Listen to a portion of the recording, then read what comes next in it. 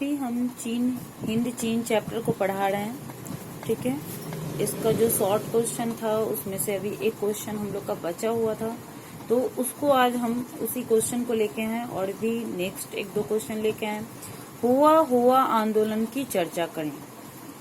Geneva समझौता के बाद दक्षिण वियतनाम में गृह कलह की स्थिति बन गई। ठीक है, पता है कल हम बताए थे कि जिनेवा समझौता के, ठीक है, जिनेवा समझौता के बाद दक्षिण वियतनाम में गृह कलह की स्थिति बन गई। अब जिनेवा समझौता कल हम बताए थे कब हुआ था, 1954 ईस्वी में। जिनेवा समझौता कब हुआ था, 1954 ईस्वी में हुआ था।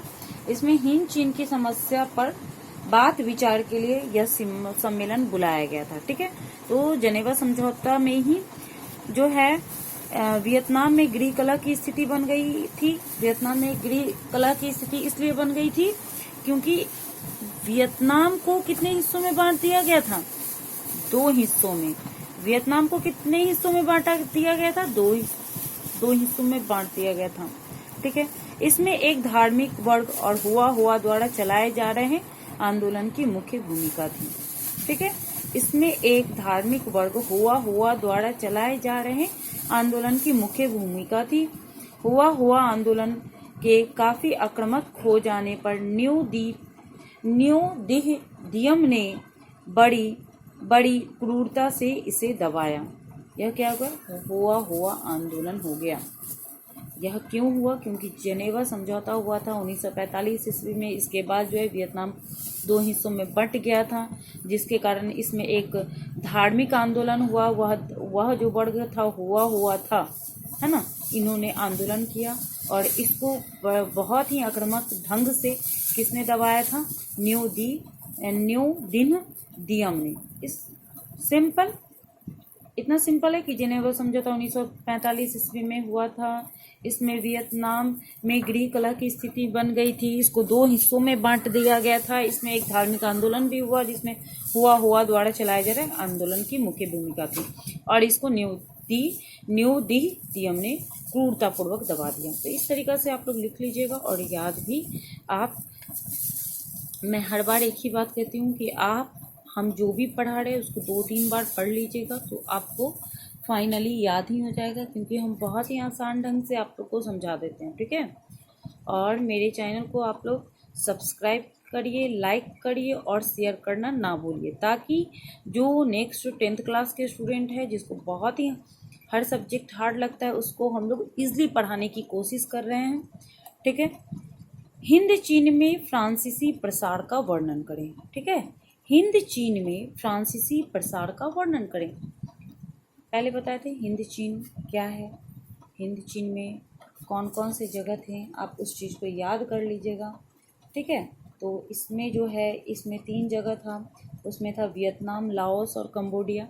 ठीक है, इसमें कौन कौन था, वियतनाम, ठीक है, लाओस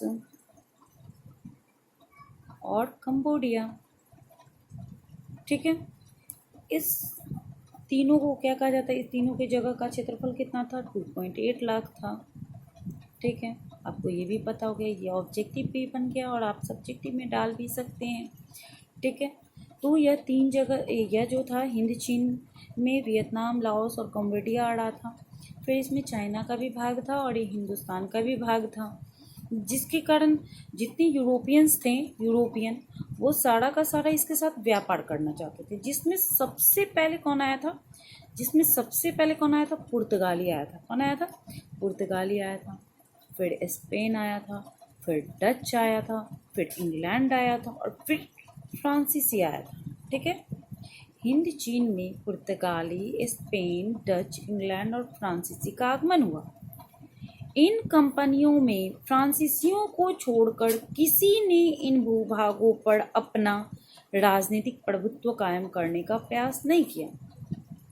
हम आपको हर बार बोलें कि फ्रांसीसी जो है हिंद चीन के भूभाग को अपना बनाना चाहता था। क्या करना चाहता था, हिंद चीन के भूभाग को अपना मतलब अपना ही पूरा जो भी इसका भूभाग था अपना भूभाग बनाना चाहता था, लेकिन स्पेन, डच, पुर्तगाल ऐसा नहीं करना चाहता था। ठीक है। 17वीं शताब्दी से फ्रांसीसी व्यापारी पादरी हिंद चीन पहुंच गए। ठीक है, 17वीं शताब्दी से क्या हो गया, फ्रांसीसी व्यापारी पादरी कहाँ पहुंच गए, चीन पहुंच गए। क्यों पहुंचे होंगे, व्यापार के लिए पहुंचे होंगे। ठीक है। सन 1747 ईस्वी के बाद से फ्रांस अन्नाम में रुचि लेने लगा। कहाँ रुचि लेने लगा, अन्नाम में रुचि लेने लगा। सन 1747 ईस्वी के बाद से फ्रांस अन्ना में रुचि लेने लगा।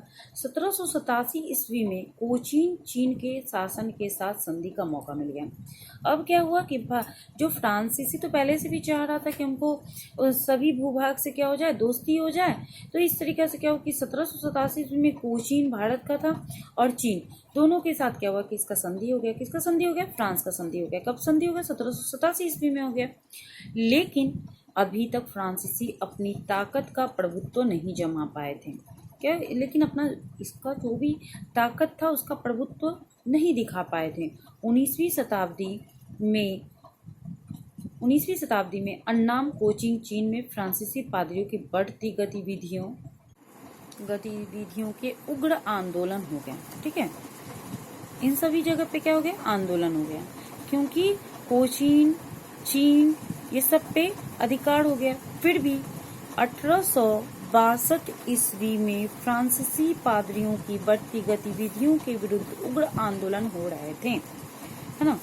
ये जो पादरी थे फ्रांसीसी, इसके विरुद्ध क्या हो रहा था, विद्रोह हो रहा था।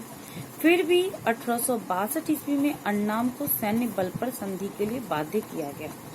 फिर भी क्या किया, फ्रांस ने अन्नाम के साथ क्या कर लिया, सैन्य बल पर संधि कर लिया। उसके अगले वर्ष कंबोडिया भी संरक्षण में ले लिया। उसके बाद क्या हो गया कि फ्रांस के अधीन कंबोडिया भी हो गया। 1783 में तोंकिन में फ्रांसीसी सेना का प्रवेश हुआ। 1783 में क्या हो गया, तोंकिन में फ्रांसीसी सेना का प्रवेश हुआ। इस तरह 20वीं शताब्दी के आरंभ तक संपूर्ण चीन फ्रांस की अधीनता में आ गई। ठीक है, तो इस तरीके से फ्रांस में कैसे कैसे प्रसार हुआ उसको हम बता दिए हैं। आप उस तरीका से अपना कंप्लीट कर लीजिएगा, 1-2 बार सुन लीजिएगा। अगर आप लोगों को मन हो तो आप लोग क्वेश्चन आंसर कर लीजिएगा।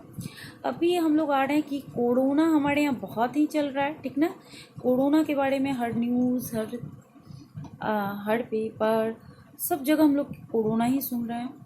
तो इसमें देखिए कि क्या हो रहा है कि अमेरिका और चाइना कैसे कैसे हथियार क्या क्या करते हैं। रासायनिक, यहाँ तो केवल हम लोग जो पढ़ने जा रहे हैं वह केवल किसके बारे में पढ़ेंगे, यह एजेंट ऑरेंज है। क्या है, एजेंट ऑरेंज है ना। और इसका कैसे वो लोग यूज़ करते थे उसके बारे में आज हम आपको बताने जा रहे हैं।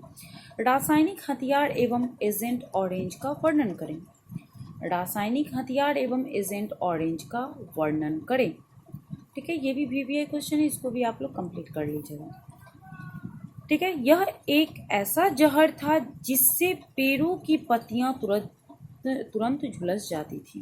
क्या हो गया कि यह एक ऐसा जहर था जिससे पेड़ों की पत्तियां तुरंत झुलस जाती थी एवं पेड़ मर जाता था। क्या होता था, एवं पेड़ मर जाता था।